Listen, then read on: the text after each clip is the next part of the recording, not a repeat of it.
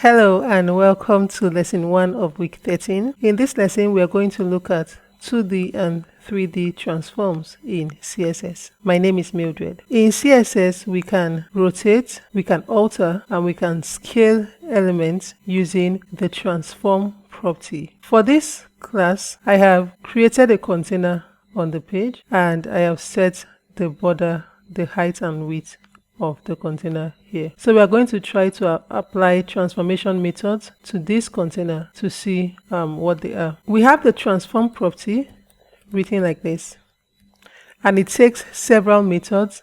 The methods determine what is going to happen to the element. The first we are going to look at is the translate method, written like this. And what the translate method does is that it moves the element from its current position right according to the specified value and down according to the specified value. So let's say we want it to move 20 px to the right and 50 px down. So it's movement from left to right and from top to bottom.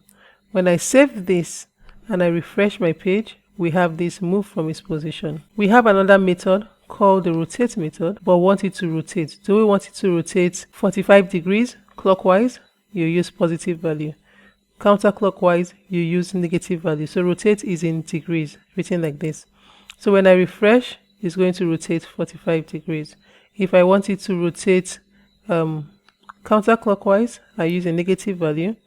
Refresh and it rotates counterclockwise. We have another method called the scale method, and this only resizes the element. So we use scale and we specify a value. We want it to be either 2 times the width and 2 times the current height. Save, refresh, and we'll scale it to be 2 times the width, 2 times the height. We can change the value to say we want it to be half of the width and half of the height. Save, refresh, and we have that way. The scale is like a shorthand for writing scale X and scale Y method.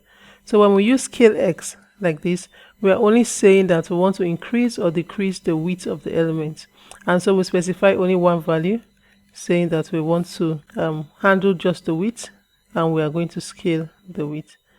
If we want to handle just the height, we'll put scale Y and then we'll put a value. Let's say we want the height to be 2 times its original size. Refresh and we'll have it like this. And there is another method we call the skew method, written like this, and this is where we alter the shape. So we can use skew 10 degree in the x-axis and 20 degree in the y-axis, and so it's skewed.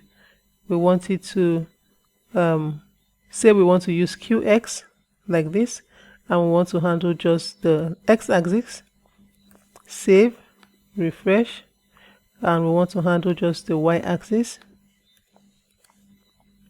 Save, refresh. These are all the 2D transformation methods that we have. There's a shorthand to put all of these methods in one declaration, and we have it, the matrix method. The matrix method you will specify in this order. So for the matrix, the first value is going to be for the scale X.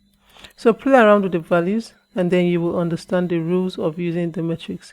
And so we have the container here with the values we have specified. So take note that I use random values, and so we are not actually doing anything with meaning but demonstrating what the properties and the values hold. So these are all the 2-dimension transformation methods. And we have 3-dimension methods. The 3-dimension method uses the transform property, but the methods it takes are the rotate X, the rotate Y, and the rotate Z, like this. Rotate X, rotate Y, and rotate Z. So the rotate X method rotates an element around the X-axis at a given degree. So if we have a degree, let's say we want this rotated 180 degree, save this. When I refresh this now, it's going to have it rotated 180, which is completely upside down. 75 degree, and we have that rotation. So what rotate does is it rotates along a given axis. Rotate Y method now, it rotates along the y-axis in the given degree. So let's say we want this rotated 180 degrees again. Refresh, and this rotates along the y-axis. The rotate Z rotates around the z-axis in the given degree. So we'll change this to Z, and we have it rotated in the z-axis. So these are the 3 the transformation method. There are different applications of this depending on what you are designing. Use the next property called transitions to enhance your transforms. And so the next topic we're going to look at in the next lesson is CSS transitions. Thank you and see you in the next lesson.